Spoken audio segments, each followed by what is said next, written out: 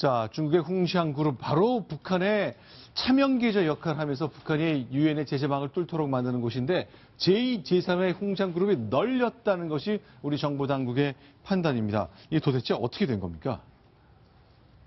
자, 이제 일단 북한의 금융제재의 실효성에 대해서 일단 강하게 북한을 배제하겠다 그러는데 현재까지 있었던 북한의 국제 거래를 보면 전 세계 이제 국제 금융 정보 통신망이라고 하는 게 있는데요.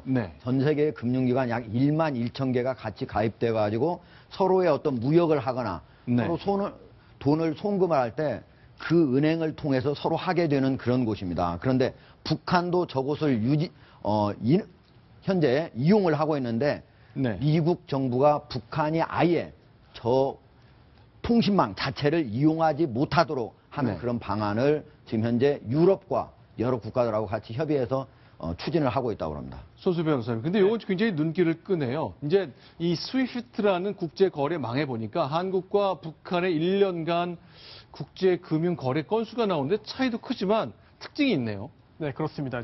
지금 화면에 나오는 것은 이제 그 아랫부분에 작은 글씨로 발송 0건이라고 되어 있습니다. 발송 0건. 즉 이제 그 돈을 송금 받은 것은 이제 2,000건이 있지만 돈을 외부로 이제 송금한 내역은 이제 없다는 그런 내용인데요. 그러다 보니까 과연 도대체 정상적인 그런 그 무역 거래를 하는 그런 내용이라고 한다면은 저런 수치가 나올 수가 없습니다. 따라서 북한이 아예 무역 거래를 안 하는 것이 아닌 이상 무역 거래를 하는데 이렇게 저런 통용되는 전산망을 통해서 거래한 내역이 없다는 얘기는 사실 현금을 가지고 직접 들고 와서 거래했다는 얘기인데, 국제적인 그런 사례에 비춰볼 때 통상적이지 않거든요. 뭔가 증거를 남기지 않고 현금으로 거래만 하는 여러 가지 이유들이 있었을 것입니다. 북한이 저기 있는 이제 그거는 실제로 이제 수신한 메시지 건수고요. 지금 현재 북한이 매일 적을 통해 가지고 국제금융정보통신망을 통해서 송금하는 건수는 매일 200건 정도 된다고 합니다. 우리나라 같은 경우는 매일 70만 건이니까 우리나라하고 미국하고 우리나라하고 북한하고 차이가 상당히 많다고 볼 수가 있고요. 그거 자체를 이제 끊겠다고 하는 거고요. 그럼에도 불구하고 우리나라의 70만 건에 비해서 북한의 하루 200건은 매우 적은 금액이다. 왜냐하면 북한이 1년에 약 62억 달러 정도의 무역 규모를 갖고 있거든요. 작년 같은 경우에.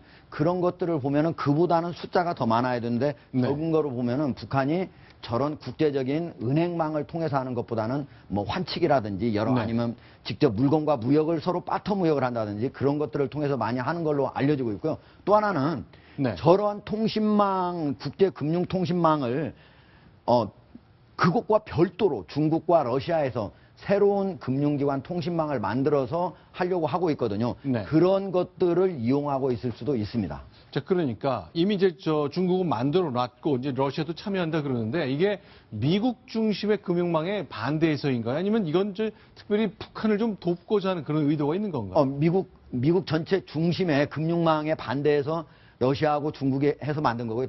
특별히 무슨 북한을 돕기 위해서는 독자 결제망이라고 볼 수는 없습니다. 아, 그렇군요. 자, 그런데 이제 문제는 하나씩 좀 보겠습니다. 자, 조선광선은행 얘기하는데 이제 보겠습니다. 중국 현지인들 얘기한 보도를 보니까 조선광선은행이라는 게 중국 정부의 공식 영업 허가를 받은 적도 없다. 이렇게 얘기하고요. 은행 상호도 걸지 못했고 그냥 불법 거래하던 환전 거래소, 환전상 수준이었다고 설명하는 게 나오네요. 사실 북한의 대표적인 은행은 이제 조선중앙은행이고요. 우리기로 하면은 한국은행과 국민은행 정도를 같이 합쳐놓은 은행이라고 볼 수 있고 무역을 하는 은행의 대표적인 은행은 조선무역은행이거든요. 그런데 그 이외에도 뭐 대성은행이라든지 단천은행이라든지 저기 지금 나오는 그런 은행, 광선은행 이런 것들은 무역을 할 때 그때그때 필요에 따라서 만들고 없어지고 막 하는 그런 은행 중에 하나거든요. 특히 북한이 유엔의 안보리의 제재를 많이 받게 되면서 사실은 큰 우리나라처럼 무슨 외환은행 이 정도 규모를 가지고 하는 것이 아니라 그때그때 만들어졌다 없어졌다 하기 때문에 중국인이 보기에는 어떤 불법 환전거래소 정도다 이렇게 볼 수도 있을 것 같습니다. 자, 일단 뭐 장성택 계열, 누구 계열, 뭐 북한에서도 이런 얘기가 빠지지 않고 있는데요. 자, 이렇게 이제 환전소 수준의 은행이지만 또 총재라는 타이틀을 붙이곤 하고 그러나 본데요. 일단 북한이 대외 거래를 차단하기 위해서 여러 가지 노력은 지속되고 있습니다만 문제가 좀 있습니다. 저희가 지도 하나 좀 보여드리겠습니다. 자, 홍시안그룹이 계속 도심에서 버젓이 밀무역을 했는데 단둥 지역 얘기거든요. 이정훈이 여기 뭐 많이 가보셨을 테니까 지도를 계속 저희가 보여드리겠습니다. 자, 단둥과 신의주 쪽인데 이 지역, 빨갛게 저희가 표시한 지역이거든요. 네. 좀 계속 보여주십시오. 네, 이게 어떤 곳인가요? 아, 중저우이구. 그럼 저기 바로 압록강 강변이겠네요. 네. 신의주고 중저우이구가 걸려 있으면 단동의 그 압록강 주변에 그 신시가지를 얘기할 텐데요. 네. 저기 가시면은 압록강 강변을 따라 우리 강남 지역처럼 건물들이 즐비합니다. 네. 거기에 이 홍샹그룹의 하나의 사무실도 있었고요. 네. 그다음에 저쪽에 가게 되면 저 왼쪽 아래편 쪽으로 가게 되면 북한하고 중국하고 그 공동 무역센터를 만든 곳이 있는데 한번 가봤더니 아주 썰렁하더라고요. 그런 식으로. 그다음에 네. 또 저쪽에 좀 가게 되면 비단섬이라고 있는데 네. 그 섬은 중국 쪽에 붙어 있는 섬입니다. 근데 네. 중국과 북한 사이에 그 강이 계속 메워져 갖고 거의 딱 붙어버렸거든요. 네. 철조망을 쳐놓고 있는 데인데 그쪽을 지난번에 같이 개발하자고 하다가 잘 안 되고 있는 상황이죠. 근데 어쨌든 지금 잘 안 되고 있긴 하지만 단동에 가면 중국하고 북한이 같이 산업을 하기 위한 그런 SOC가 매우 많습니다. 네. 사실 이제 북한에서 중국하고 무역을 할 때 네. 전체 무역의 한 70%는 저기 단둥시를 통해서 단둥과 신의주를 통해서 이루어지는 거거든요. 네. 그런데 공공적인 그런 무역은 네. 또 중조 의교를 통해서 화물차들이 왔다 갔다 하면서 하게 됩니다. 아, 트럭들 다니는 거 많이 예, 봤죠? 트럭들이 그 예. 1차선으로 되어 있기 때문에 한 번 이쪽으로 왔다 한 번 이쪽으로 왔다 이렇게 되는 건데요. 아, 저게 1차선, 왕복 2차선이 아닌 다리요? 예, 예. 1차선이기 때문에 여기서 한 번 쭉 한 10분 정도 갔다 끊고 다시 저쪽에서 오고 그렇게 돼야 됩니다. 아, 그런데 실제로 이제 압록강에서 계속적으로 퇴적하는 그런 모래들이 아래 내려가서 이제 저 아래 보면은 섬 있지 않습니까? 점점 섬이 커지고 있거든요. 아, 그렇죠. 그 아래쪽, 지금 랑터우라고 하는 중조 우유교 아래쪽에 랑터우라고 하는 쪽부터 네. 그 아래쪽을 중국 정부하고 북한이 같이 공동 개발을 하려고 했습니다. 그런데 상당히 지지부진하게 거기에 뭐 사실은 따로 중조 우유교 말고도 새롭게 그 다리를 놓으려고 했는데 그것도 한참 뒤에 놓여졌고요. 그런 부분들이 있기 때문에 네. 그 아래쪽에서는 사실은 북한과 중국 사이에 여러 배들이 왔다 갔다 하면서 밀무역을 할 수가 있습니다. 그러니까 북한과 중국 사이에는 보따리상들이 여러 밀무역도 같이 공식적인 무역 위에도 네, 네. 이루어질 수 있다. 실제로 그리고 이번에 홍샹그룹 같은 경우도 공식적인 무역 이외에도 거기서 네. 몰래 가지고 가는 것 이외에도 저렇게 밀무역을 통해서 왔다 갔다 한 사실이 드러났습니다. 자, 여기 보니까요. 단동 항구를 소유한 기업이 있다. 역시 중국적 현상인 것 같은데 항구를 한 기업이 소유하고 있다. 이것도 굉장히 특이하네요. 예. 사실 우리나라 같은 경우는 이제 항구는 항구고 네. 항구는 사실 국가의 기관 산업이니까 그렇지만 네. 중국 같은 경우에는 중국 큰 기업 같은 경우는 사실은 국가에서 임대해가지고 그렇게 실제적으로 네. 보유하고 그 이용을 하는 경우가 있거든요. 네, 네. 자, 그런데 이제 이렇게 르린 그룹이나 바오화 그룹처럼 북한의 서해 조업권을 중개해서 왜 그 중국 배들한테 팔았다 그러잖아요. 그런 것도 하면서 북한에 아주 깊숙이 관여해서 바오화 실업, 르린 그룹 이런 것들은 도저히 북한이 뒤를 봐주지 않고서 또 네. 중국 당국이 뒤를 봐주지 않고 어려운 곳들이 꽤 있다는 꽤 얘기예요. 있죠. 근데 지금 단동에 가보시면요. 압록강변을 따라서 아파트를 굉장히 많이 지어놨습니다. 네. 그래서 몇 년 전, 10년, 한 5, 6년 전만 해도 한국 사람들도 그쪽에 아파트 사놓으면 집값이 오를 거다고 기대를 많이 했는데 네. 지금 가보면 그 집들이 다 빈집으로 있거든요. 무슨 얘기인가 하면은 북한하고의 거래가 생각 밖으로 돈이 안 된다는 게 지금 밝혀져가지고 네. 지금 단동 경기가 굉장히 좀 죽어 있습니다. 네. 그래서 아까 말씀드린 대로 그쪽에 중국하고 북한이 우리 마산 옛날 수출 자유공단 같은 걸 만들어 놨는데 거기도 썰렁하고 해서 아마 그런 것은 이거 당장 어떤 북한에 대한 제재 때문에 생긴 건 아니고 어떤 북한의 경기 쇠퇴하고 좀 관련도 있습니다. 네. 지금 북한에 이제 북한하고 같이 무역을 하는 그런 홍상그룹 같은 그런 그룹이 한 15개에서 16개 있다고 하는 보도가 나왔는데요. 네. 사실은 이번에 네. 저런 홍상그룹이 적발되게 된 거는 우리나라의 아산정책연구원하고 네. 미국에 있는 그 국방연구 예. 국방문제연구센터 같이 해가지고 한 거거든요. 네. 그런데 중국을 집중적으로 한 게 아닙니다. 네. 이번에는 중국 이외에 동남아 지역을 집중적으로 했던 거거든요. 네. 근데 그 중에 하나가 걸린 거거든요. 그러니까 앞으로 중국은 집중적으로 할 예정으로 있습니다. 네. 그러니까 그렇게 된다면 저런 게 15개, 16개가 아니라 지금 현재 동남아에서만 걸린 기업만 하더라도 네. 248곳, 네. 개인이 167곳, 선박이 147척이거든요. 그러니까 만약에 중국을 집중적으로 하게 된다면 수백여 회사가 같이 걸릴 수 있다. 네. 이렇게 예상이 되고 있습니다. 자, 오늘 또 나온 거 기사 중에 하나가 유엔 연례 보고서가 있는데 고려 민항 이렇게 부르기 때문에 완전히 민간 항공사로 알고 있는데 공군 소속이다. 이건 어떻게 된 겁니까? 그렇습니다. 고려 항공 이제 많이 보셨을 텐데 이제 말 그대로 이제 민간 항공, 민항기라고 이제 알고 있었습니다. 그런데 네. 유엔에서 2014년에 발간한 연례 보고서에 따르면은 사실 이게 북한 공군 소속이다라고 하고 있고요. 그렇기 때문에 이제 그 고려 항공 소속 그 항공기가 이제 군용기가 되는 거고 네. 고려 항공 소속 직원들은 또 군병력이 될 수도 있는 거거든요. 해석에 따라서. 그렇기 네. 때문에 이제 그 고려 항공에 대한 재정적인 지원이나 기술적인 지원 자체가 유엔에서 금하고 있는 그런 그 무기 금수에 대한 어떤 그 저촉이다라는 내용이 있었습니다. 네, 그리고 또한 그러다 보니까 또 지난번에 그 2013년에도 또 유사한 그런 그 근거 자료가 하나 있는데요.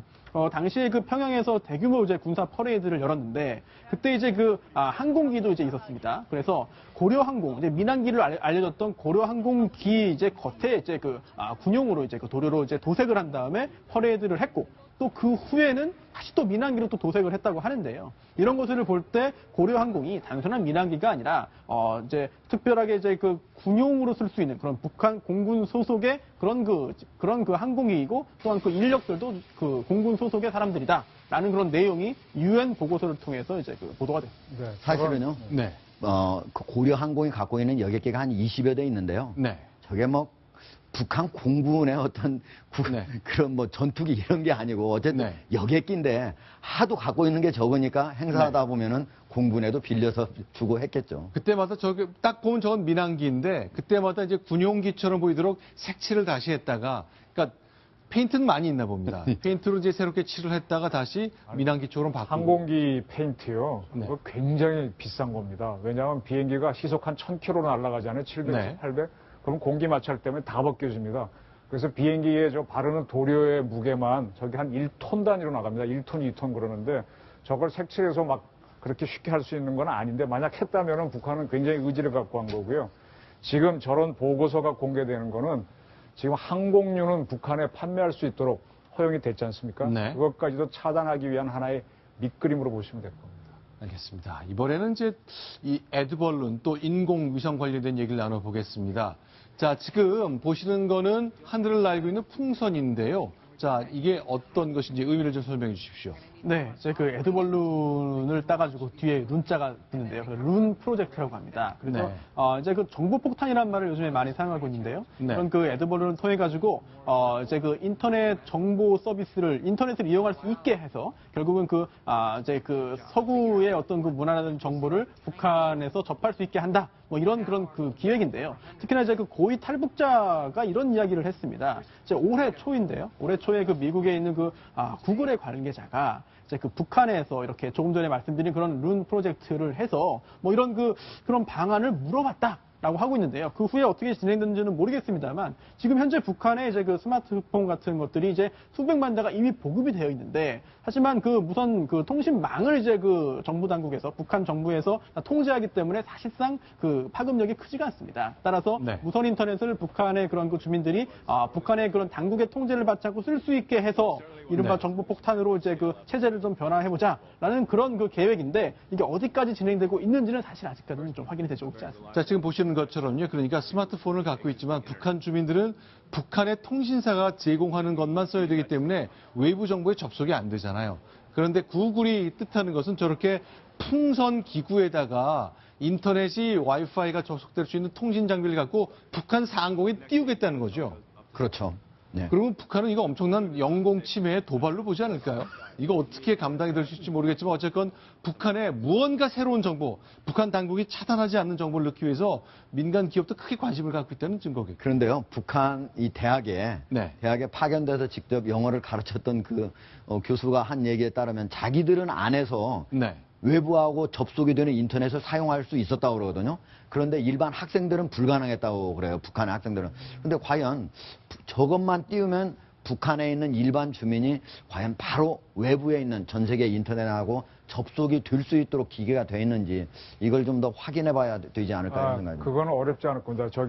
지금 기술이 굉장히 기술 발전은 상상을 초월합니다. 제가 아는 분은 우리 갖고 다니는 이 핸드폰에 네. 여기다 하나의 앱을 붙이고 약간의 그 배터리를 붙이면요. 이 네. 출력 가지고 위성 전화까지 가능하다고 합니다. 위성은 네.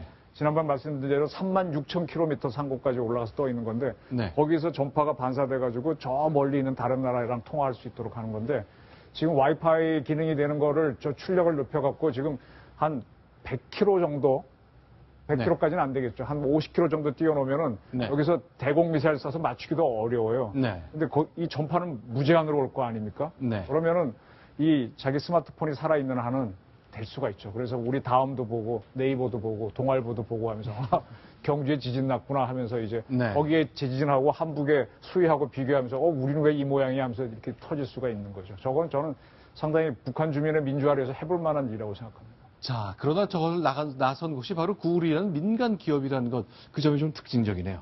두 가지 소식까지 좀 정리를 했습니다. 이번엔 세 번째 소식 넘어가겠습니다. 수온이 봅니다.